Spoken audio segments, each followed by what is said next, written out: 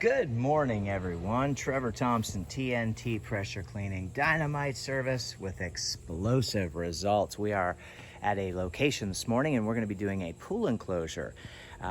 It's a lot less dirty than the last one that I showed you, but come take a look at it. We've got some organic matter on the screens. We do have oxidation present on the aluminum, and we've got a lot of things that I want to show you that might be helpful to you. So I'll turn you around. This is what I consider to be a two-story pool enclosure because of the height here. Now it does have a single-story flat roof or flat screen enclosure there, but we'll show you what this looks like. So you can see that our foundation has some organic matter set up there. You see what that looks like? So we'll get that all nice and bright concrete color. One of the first things that we notice is that we've got paint failure. So you will not be surface cleaning that deck whatsoever. Otherwise you'll chip that up. You can see the organic matter that's along there.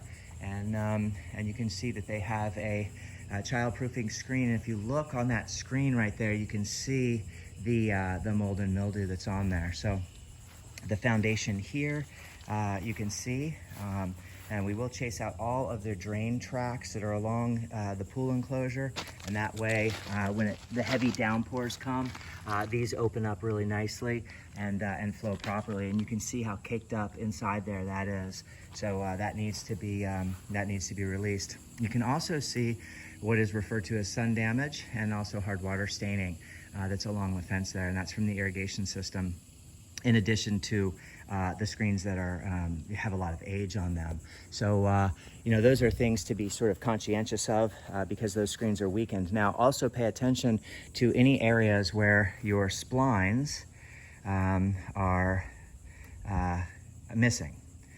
So you know, with this type of situation going on here, you want to make sure to stand off of your screens. Let your solution do the work for you, and then rinse it gently. You can see up here we have a little bit of organic growth that's happening there. So we'll get that all off there. We'll show you what the beams look like on the inside. And we got about a little over 2,200 square feet. The cage itself is about 1,200 square feet. And the deck is just under 1,000 square feet. So, but you can see here from, you know, animals, you can actually see the scratch marks. So right in through there. So that would be fingernails, and you can see the fingernails there, and then the damage that's occurred on the screens there, more than likely from a, from a dog. And then we have areas where the splines are completely missing and the screens are loose. So those are all things that you want to be conscientious of. When we move into the cage itself, let's see if we can, if this door is not wanting to cooperate with us. You can see once again, you know, sort of what the deck looks like. We've got your growth, your weed growth in through there. So the X-Jet will be able to knock all of that out of there. And we're going to treat every beam and screen. You can see what these beams look like here and here. You can see the growth that's on those. So those will be nice and bright white and beautiful once I get through washing this cage. You can see what this looks like over here. You can see that organic matter that's up against there. So we'll just take a quick little photograph of that just to capture that. And and then the deck itself here, we'll get a nice little photograph of that just to sort of show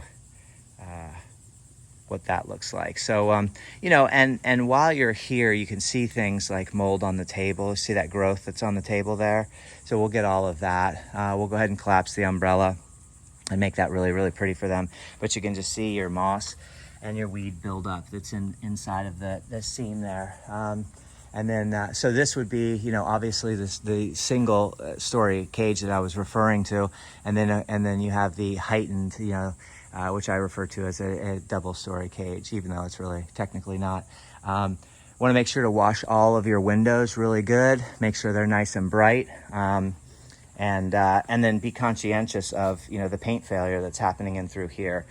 So you can't just, do what you want there. And you can see up here, you can see the organic growth that's on that gutter line there. So we'll get a nice little photograph of that just to show. And that's going to be the extent. I'm going to do this all with the X-Jet. I'm going to hit all these beams and screens with the X-Jet. and make this place sanitized and looking really, really good. I just wanted to check some things out. Sorry about that, guys. I've got 100 feet of brand new siphon hose because after a while that siphon hose will crack, and you want to make sure that you are replacing your stuff so that you don't have any drips or anything like that. And I'll show you sort of what I got if you guys want to take a quick walk with me out here while I get set up. I'm just in the process of getting set up. I haven't even put my boots on. I just brought my little cart out that carries my hose and ran my supply hose. So just wanted to make the video to show you the enclosure, show you the organic matter, give you a heads up as to what to look for. We have the SH 55-gallon vertical chemical dispensing tank all filled up. We'll throw about 5 gallons of water on top of what we have in there to get a nice dilution rate because the organics are not heavy. We'll add surfactant and we'll get ready to roll. So I use the 3/8 polybraided hose. I'll turn you and bring in really quickly. I use this 3/8 polybraided hose here to draw, and this was the old hose. This hose I can still use and has functionality, but the outer layer, you have what's called an ID, which is your inner diameter, and then you have an OD, which is your outer diameter. And so the outer diameter, the outer coating cracked in several places, which means inevitably the inner diameter, which is a different type of, whether it's nylon or PVC or whatever your hose is made out of, if it splits, then you're gonna have a leak. So I don't take any risks. I just buy brand new. And so here you go. Here is the brand new section. And you can see what that is. So that's 3/8 inner diameter, and it's rated for 225 PSI. You wouldn't obviously need that. This is food grade standard hose. There's your ID, which is your inner diameter inside, and then your outer diameter, which is the outside. I pick this up, usually you pay close to sometimes 70, 80, 90 cents a foot on this stuff. And I was able to find this for $45 and with free shipping. So really, really good price on that for 100 feet, Anyway, Trevor Thompson, TNT Pressure Cleaning, Dynamite Service with explosive results. Everyone have a great day. Keep cleaning out there. We'll show you the after results in the next video. It'll either be above or below this one. I'm not really sure. Remember, I'm a one-man show, owner-operated, and basically I shoot these just to give you guys an idea of what I'm using, how I'm going about it, and what's going on. I would love it if I had somebody here that could film me do the actual cleaning so you guys could see some of the techniques that I use.